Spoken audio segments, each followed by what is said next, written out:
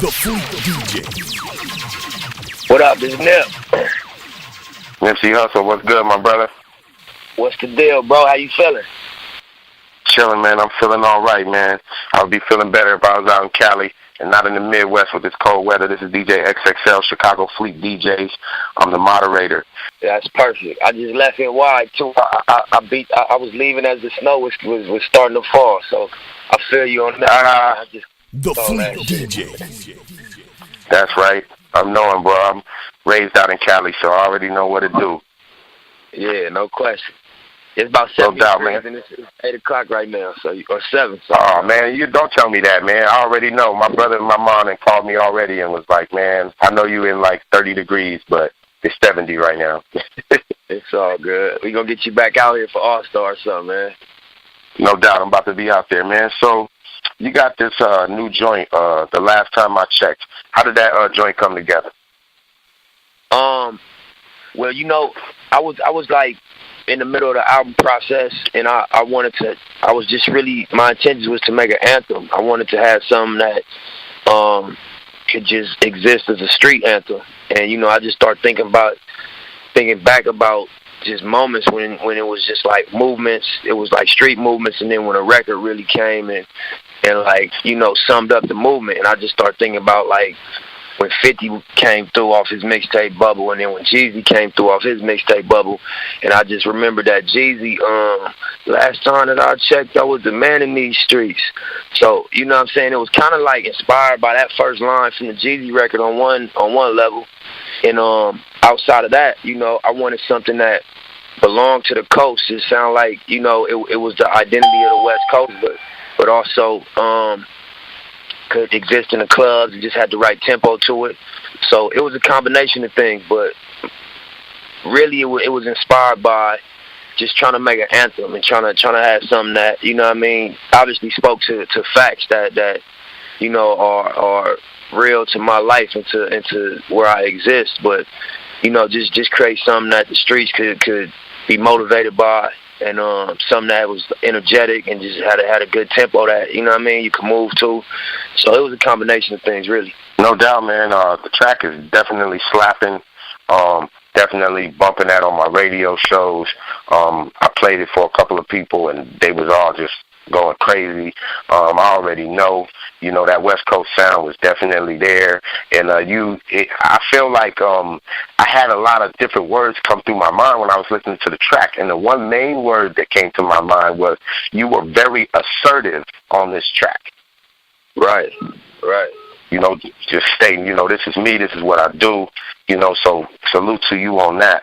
That's dope. I appreciate that. No, not to cut you off. No doubt. I appreciate that. That's a great word to be associated with it, you know, so thank you. No doubt, brother. You got a whole project going together right now, or album or EP that's going to be releasing with this track on it, or what's up next? Yeah, so we promoting my solo album debut. I dropped, you know, multiple mixtapes over the years, and they was all received, you know, and actually created like albums. It was never like jack beats. It was always original production, and it was more like street albums. But we did a venture with Atlantic Records earlier this year, and this is going to be the first actual album that is going to retail, and is, you know, going to be a partnership between my label and Atlantic Records. So the album is called Victory Lap. It's on calendar for February 16th.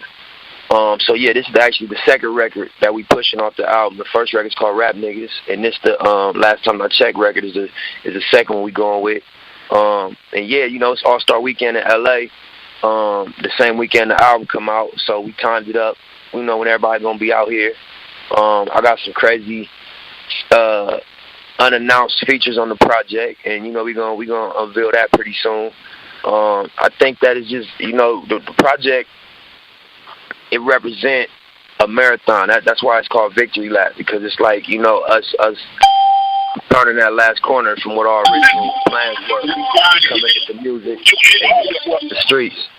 Us turning that corner on what our goals were coming out the street, and just really originally trying to come into music was to be able to, you know, create a partnership with a major label and, you know, as a company, not just as an artist, to come in and, you know, establish ourselves as a company in the same vein of like what Murder Inc. did, what Rockefeller did, what Rough Riders did, what Grand Husstle did, what DTP did, and all these instances where artists leverage the opportunity to partner with these labels. So, you know, we accomplished that. We announced that the partnership in early December last year, and we just been rolling the content out and setting up this album release. So, you know, to answer the question, the album's called Victory Lap, and it dropped February 16th. No doubt. Well, we got the Fleet DJs Music Conference coming up here in July. I think it's July 20th to the 22nd. We would love to have you come out there and bless the stage and, you know, maybe even speak in some of the panels. We'll be having the media out there, you know, all the tastemakers, the bloggers, the models, the DJs. You know, we got a lot of performances in clubs. So if you get a chance to come out there, we would love to have you come out there, brother. Yeah, I mean that sound like the move. I don't know if you got the personal connect with AK, but if not, before we hang up, let's exchange info and you know, let's try to lock that in. No doubt, we definitely going to do that. And I have one more question, and then I'm going to get some DJs on the line. As far as, because I feel like, you know, growing up out on the West Coast, I feel like, you know, nobody has ever really touched our sound, and our sound is unique, and our sound is stable, and it's been sustained throughout the years, all the great artists that put it together. And, you know, right. Just like ATL, just like New York, and all those coasts stand alone, do you feel at all that you've been affected by the current wave of what's going on with production and trap music and so on and so forth? Because to me, I feel like you've never changed your style, and you're still just as unique as you was on your first record. Nah, that's love, bro. I mean, I'm definitely inspired by just the new energy that's coming from the other regions. But, you know, one thing I know is that as a fan of rap, I got upset when my artists that established themselves in a certain tradition stray from that. Now, I want them to evolve, and I want them to grow within their style, but I always was let down when I heard them reaching, or I heard them kind of like jumping on trends. Not to say that the trap thing is a trend, but it don't belong to the West Coast. And I think that the reason our music, even any region's music, worked is because it was inspired by life. You know, like we got a unique culture out here. Like, we ride around in cars all day. And, you know, our family came from down south. Most of our grandparents came from down south. So when we wonder why certain samples and certain tempos and certain deeper than just, okay, this is what the producers are doing, I think it was inspired by the house parties you grew up going to and the skating ring and just, you know, the things that's unique to LA. So when we stray away from that and just look at what's working on the surface, it's a reason that trap sound is working down south, because it's, from my understanding, I ain't born and raised out there, but I spent time in the South. It's a completely different culture. It's a strip club culture. It's a nightclub culture. It's a car culture as well. But when you hear them records, you can kind of like understand that these producers from down there was producing with a certain vibe in mind. Like they probably just left out this strip club and went back in their studio, or when they was in the studio, they was visualizing, you know, these clubs, you know, that they were about to go press play in. And so they was kind of tailor-making the music for their experience out there. And I think as well as what we've done in the past out west, and what I'm trying to do again with this project and just with my stance in music, is tailor-make a sound for the reality. And, you know, at the end of the day, I want my music and my album to belong to the West Coast. I don't want it to be restricted or limited to the West. I just want the sound to my lifestyle. This relates to my culture.